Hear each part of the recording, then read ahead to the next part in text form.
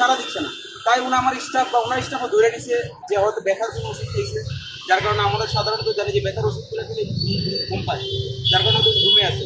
বিকেল 3টের দিকে আবার সেই কোনো স্টাফ আসছে, এসে বলতেছে স্যার এখনো তো আমাদের বসের কোনো রেসপন্স নাই। আমার যে ইন্টারভিউ স্টাফ আছে ওনাদেরকে বলছে, বলার পর ওনারা গিয়ে ধাক্কা থেকে করে কোনো রেসপন্স পাচ্ছে না।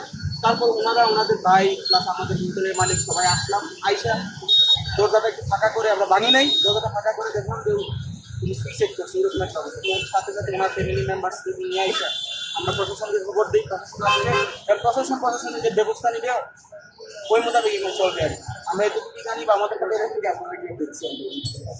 এটা ইফতারের টাইম, অবশ্য আমি রোজা রাখছিলাম, তো ইফতার করতে বসতে ওই টাইমে আমার কাছে ফোন আসে যে ওইরকম উনি রেসপন্স করতেছে না। ইফতারের পরে আনুমানিক 6:30 থেকে 7টার দিকে রুম যখন আপনি ফাঁকা করে দেখলেন ভিতরে কী অবস্থা ছিল। ভিতরে আমি মূলত যাই নাই, আমার এখানে হোটেল মালিক ছিল, পুলিশ কর্তৃপক্ষের কাছে শুনতে পেলাম যে উনি গামছা ঝুলন্ত অবস্থায় ছিলেন। আমি মোহাম্মদ শাহরিয়ার আহমেদ, আমি হোটেলের ম্যানেজমেন্টের দায়িত্বে আছি, জেনারেল ম্যানেজার হিসেবে আমি এটা বর্তমানে পরিচালনা করতেছি।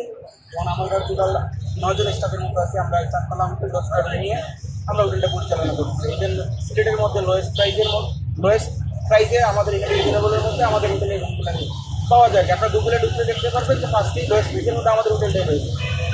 তো আমরা এখানে ভেবেছি আমাদের 5-6 তলা ডিপ না থাকে আমাদের লাক্সারি রেস্টুরেন্টের স্টাফ আছে, আমাদের হোটেল স্টাফ আছে, ডেলিভারিজের স্টাফ আছে, ওরা এখানে থাকে। ওনাদের সাথেই ওইখানে ওনাদের সাথেই এই আর কি অ্যাডজাস্ট করে এখানে থাকতেন আর কি। তো এরকম একটা সিচুয়েশন তৈরি হবে, এরকম একটা ক্রিয়েট হবে, এটা আসলে আনবিলিভেবল। এটা তদন্তের মাধ্যমে দেখা যাক প্রশাসন কী বলে, আমরা পরবর্তী আপডেট আপনাদেরকে জানাবো ইনশাল্লাহ।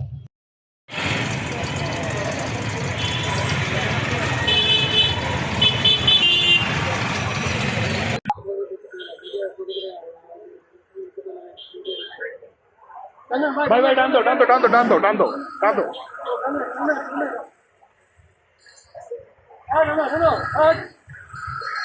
लाइफ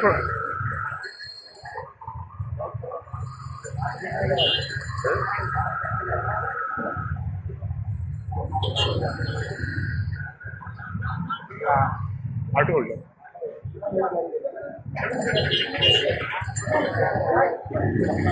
डाल दो डाल दो